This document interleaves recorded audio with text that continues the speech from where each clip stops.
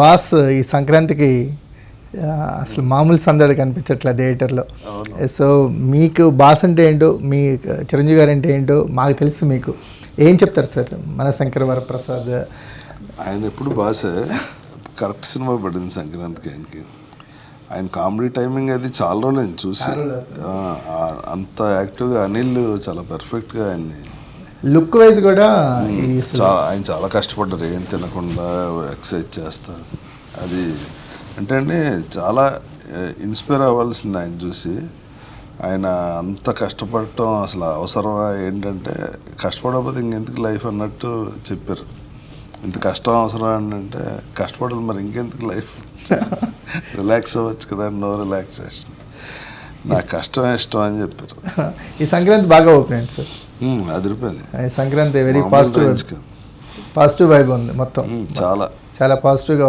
So ఏంటి sir అంటే concept oriented కథలు, డౌన్ ట్రేడ్ కథలు, ఇవన్నీ ఒక మీ మార్క్ అనుకుంటున్న టైంలో మీరు ఒక సర్ప్రైజింగ్గా హనీతో వస్తున్నారు. మాకు పోస్టర్ రిలీజ్ చేసినప్పుడే ఒక సగం పిల్లి, ఇంకో సగం క్యారెక్టర్ రివీల్ చేసినప్పుడే కరుణ్ కుమార్ ఏదో కొత్తగా ట్రై చేస్తున్నాడు, అంటే తన పందాని, అంటే ఇప్పటివరకు మనం పందా అనుకున్నాము, అది దాన్ని దాటి ఇంకో కథ చెప్పడానికి ట్రై చేస్తున్నాడు అని అనిపించింది.